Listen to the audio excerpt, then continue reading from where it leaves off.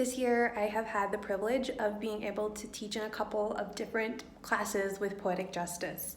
One of the locations that I was going to was a halfway house in Turley, Oklahoma.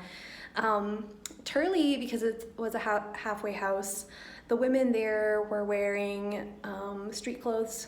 They were able to have makeup and jewelry to a certain extent. And so it was very easy in the classes to kind of forget that we were sitting with people who are detained by the state, who are being held because of crimes that they have committed or have been convicted of. And one of the prompts that we do that's really fun and effective with Poetic Justice is the prompt titled Things We Carry. And we kind of start off by making lists of things that are in our bags all the time. In Turley, women actually can have bags that they're carrying things in, but they also are on their way out from a system where they're not allowed to carry anything. So we both ask them, like, what are things that you always have now, and what are things that you maybe carried in your purse when you were on the outside all the time, which can be an interesting dichotomy too.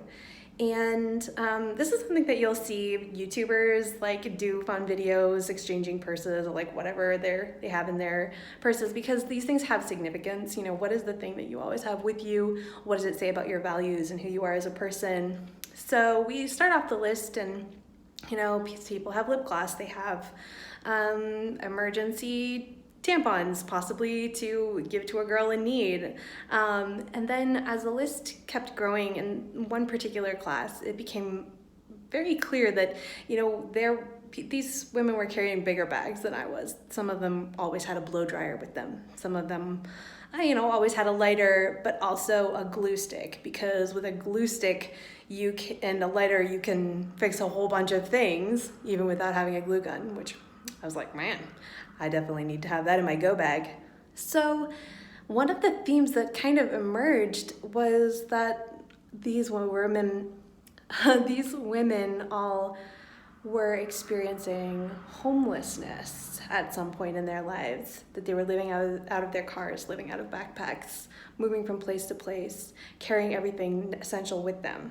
And not only in that class did we kind of hear those stories, but the fact that they were sharing those stories, they started to find out that other people in the class with them, other people that they had probably been living side by side with at Turley, also had experienced that. They also had this common thread of having been homeless and trying to make things work.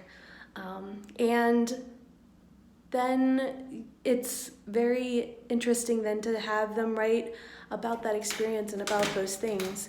But today I would just like to invite you to think about the things that you are always carrying in your bag, and what that might look like if you were in a different position where you were possibly having to always pack up and go and just change your housing situation, if you were under duress or something, the way that a lot of these women in Turley have lived most of their adult lives, or even some of their childhood as well.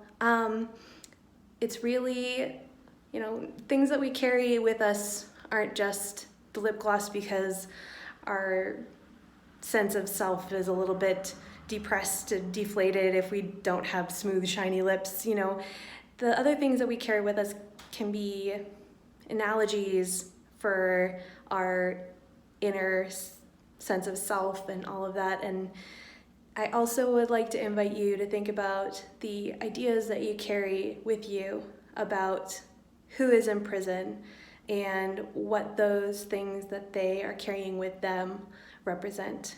Are they always carrying a lighter because they're going to be smoking some pot in the back of their car? Are they carrying a lighter because they smoke and they also might need to use a glue stick to repair something that they otherwise are going to have to throw away and do without?